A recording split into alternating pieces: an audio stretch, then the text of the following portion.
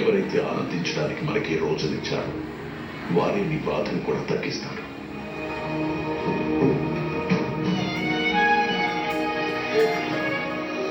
మహారాజా, ప్రసవ సమయంలో పురుషులు ఇక్కడ ఉండకూడదు. మీరు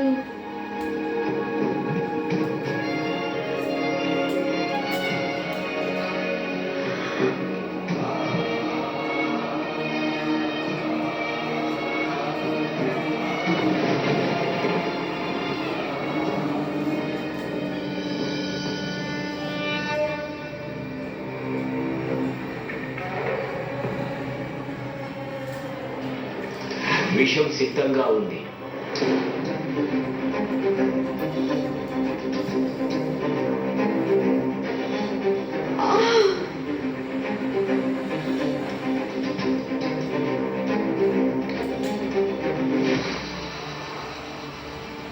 హర హర మహాదేవా, నేను చేసిన దానికి క్షమాపణ అడగడానికి రాలేదు మహాదేవా. కానీ మీ ఈ భక్తుడు మీకు స్పష్టమైన వివరణ తప్పక ఇస్తాడు.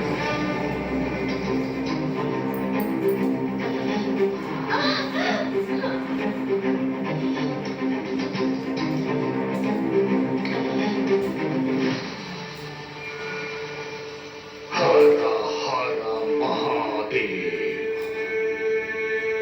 చేసిన దానికి క్షమాపణ అడగడానికి రాలేదు మహాదేవా. కాకపోతే మీ భక్తుడు మీకు స్పష్టీకరణ తప్పకుండా చేస్తాడు. ధర్మ మార్గాన్ని అనుసరించి నీ కర్తవ్యం నిర్వర్తించువాలి. జాంబవంతుల వారి ఉద్దేశం ధర్మ మార్గంలో మీరు ఆదేశించినట్టుగా నేను నడవడం. కానీ ధర్మం అధర్మం అన్న వేటి మహాదేవ. ఎవరికి దేనిలో లాభం లభించిందో దాన్ని వాళ్ళు ధర్మంగా భావించారు. దేవతలకు అమృతంలో లాభం కనిపించింది. వాళ్ళు ధర్మం అన్న పేరుతో అసురుల దగ్గర నుంచి లాగేసుకున్నారు. అసురులకు అత్యాచారాల్లో ధర్మం లభించింది. ఇక నరుడికి వానరుల ఆధీనంలో ఉండడం ధర్మం కనిపించింది. మనస్సే జీవనం. ఈ మనసు వలనే భోజనం, ఔషధాలున్నాయి. మనసు వలనే వనస్పతులు కూడా. మనస్సుపై అధికారం అనే చర్య జరుగుతూనే ఉంటుంది. ఒకసారి నరుడు, మరోసారి అసురులు. అందరూ తమ అధికారం యొక్క ప్రతిష్టను చాటుతూనే ఉన్నారు. ఇంకా వానరులు స్థిరంగానే ఉన్నారు. దేనిపై మా అధికారం? కానీ మీకు తెలుసా మహాదేవ, మా వానరులకు బలం లేకుండా పోయింది. దేవతలనేది ధర్మం, బాధ్యత, భారంతో ధారణ చేయవచ్చు. మరి వానర సమాజ హితం కోసం బలం అనే ధర్మాన్ని ధారణ చేయవలసి వచ్చింది మహాదేవ. ఇందులో అధర్మం ఉందని నాకు అనిపించడం లేదు మహాదేవా.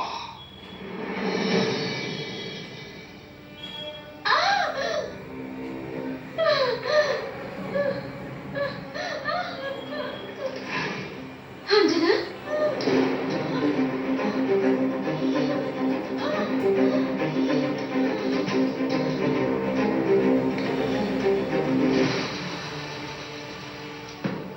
కేసరి, మొదటి సంతాన జననం స్త్రీ పురుషులకు కఠినంగా ఉంటుంది. ఎందుకంటే వాళ్ళిద్దరూ పతి పత్నిల నుంచి మాతాపితలవుతారు కాబట్టి. ఏ విధంగా అయితే నువ్వు సుమేరును చూసుకున్నావో, స్నేహాన్ని పంచావో, ప్రేమను పంచావో, నాకు పూర్తి నమ్మకం ఉంది నువ్వు మంచి బాధ్యత గల పితృదేవుడి కాగలవు అని. నువ్వేమీ చింతించకు కేసరి. మా దేవుడి కృపతో అంతా శుభం జరుగుతుంది. అవును పిల్ల తండ్రి గారు, మీరు తనకి నిబద్ధత నేర్పించండి. ఇక ఈ జ్యేష్ఠుడు సుగ్రీవుడు వానరుల చంచలత్వాన్ని నేర్పిస్తాడు. మీరేమీ ఆలోచించకండి. చాలా అల్లరివాడిగా తయారు చేస్తాను. నా కారణంగా ఎంతో మంది ఫిర్యాదులతో మీ వద్దకు వచ్చి గోల చేస్తారు. జాగ్రత్తగా ఉండాలి.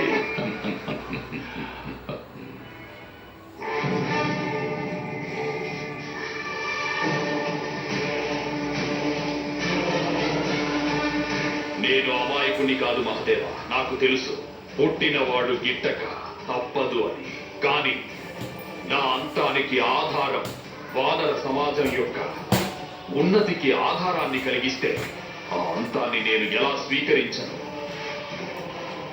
మహాదేవ, అంజనాదేవి పుత్రుడు మీ ఆశీర్వాదమే అయినా సరే మహాదేవ.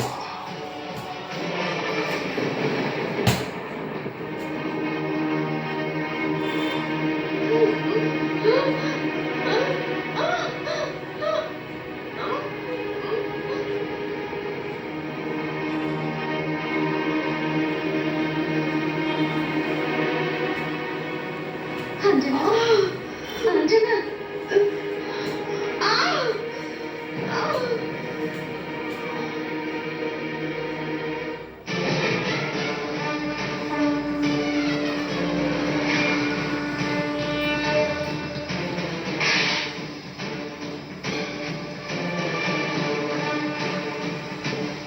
ఇప్పుడు వానరుల భవిష్యత్తుకు ఎవరైతే అడ్డుగా నిలబడతారో మీ ఆశీర్వాదంతో విషమిచ్చి ఫలిస్తాడు ఈ వాలి.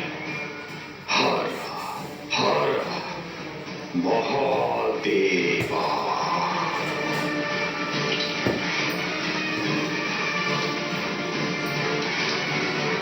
అంజనా అంజనా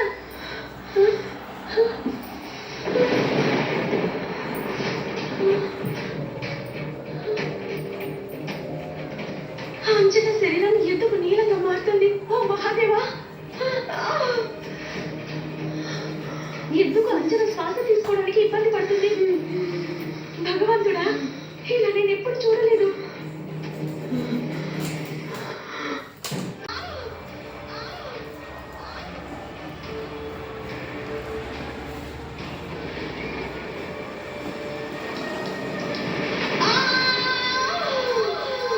జాంబవంతుల వారు, నాకేదో అశుభ సూచన కలుగుతోంది. మనసు కంగారు పడుతోంది. మీరు దివ్య దృష్టి గలవారు, దయచేసి చెప్పండి. ఇదంతా అసలు ఏం జరుగుతోంది? తమరు మౌనంగా ఎందుకున్నారు? జాంబవంతుల వారు, మీ కళ్ళలో నాకు చింత కనిపిస్తోంది. ఎందుకు? నా అంజనాదేవి ఇంకా నా సంతానం వాళ్ళిద్దరూ సురక్షితంగానే ఉన్నారు కదా?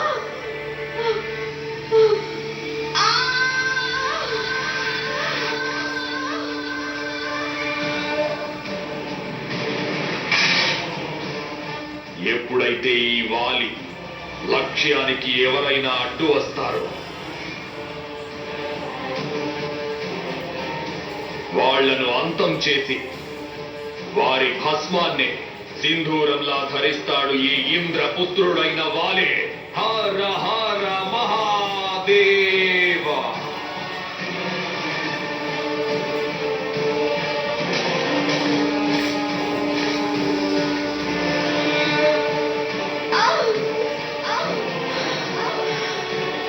హర హర మహాదేవ.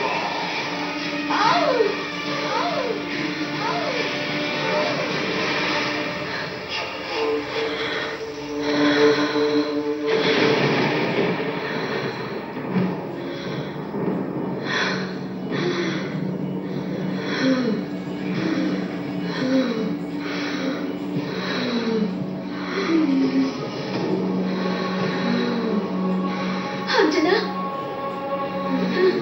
ఇది చాలా విచిత్రంగా ఉంది. ఈ ప్రసవం అంతా సామాన్యం కాదనిపిస్తుంది. ఏదో విష ప్రభావంలా అనిపిస్తుంది. ఇది వెంటనే మహారాజుల వారికి తెలియజేయాలి. వెళ్ళండి.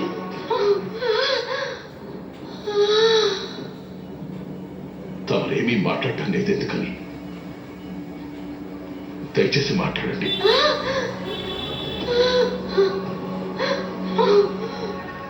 జాంబవంతుల వారు, ఇక్కడంతా ఆందోళనకరంగా ఉన్నట్టుంది. అంతా బాగానే ఉంది కదా? అమృతాన్ని కురిపించే మేఘాల పనిని దుమ్ము ధూళి చేస్తున్నాయి కేసరి. కేసరి, జాంబవంతుల వారు చెప్పింది నిజమే. అంతా శుభమే జరుగుతుంది.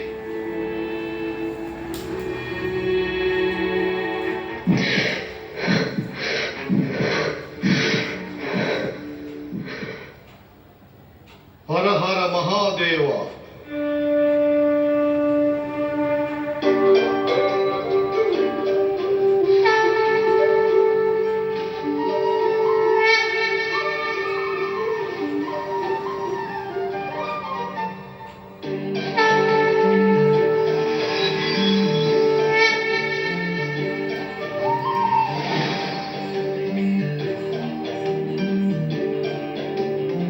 ప్రణామాలు. ఇది భక్తుడికి భగవంతుడికి మధ్య జరిగేది కాదు. ఇది కిష్కింద యొక్క ఉద్ధరణ, పతనాల యుద్ధం, వానరుల విజయమే. ఈ యుద్ధ లక్ష్యం. యుద్ధంలోనూ ప్రేమలోనూ ధర్మం ఉండదు. ఎవరైతే నాతో ఉంటారో వారు వృద్ధి చెంది వర్ధిల్లుతారు. ఎవరైతే నాకు వ్యతిరేకంగా ఉంటారో వారు నన్ను ఎదుర్కోవాల్సి వస్తుంది. హర హర మహాదేవ, హర హర మహాదేవ. ఎలాంటి అశుభము జరగదు మహారాజా. సమస్యను పరిష్కరించు వారు మీ సమక్షంలోనే ఉన్నారు.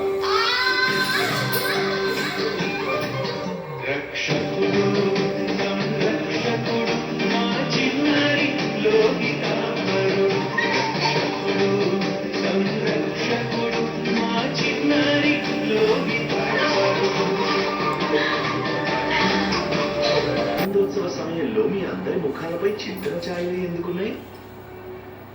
మీరు నేను చెప్తాను మహారాజా. మేము సంచారకులం. ఎక్కడ శుభవార్త వినిపిస్తే అక్కడికి చేరుకుంటాం. ఆడి పాడి ఆనందాన్ని పంచుతూ ఉంటాం.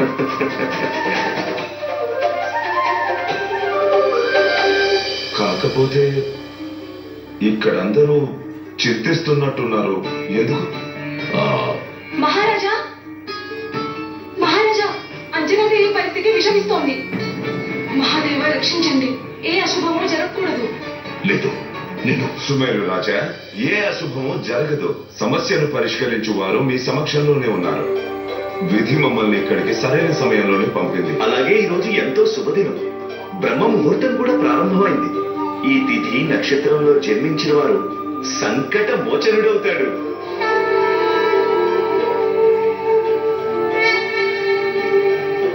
అవును, నేను చెప్పదలుచుకుంది ఏంటంటే మా బృందంలోని ఈ ముగ్గురు దేవీలకు ఎలాంటి ప్రసవాన్నైనా సులభం చేసే అనుభవం ఉంది.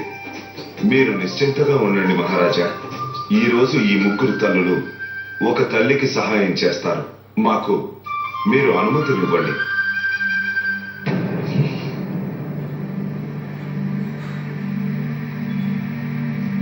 దయచేయండి.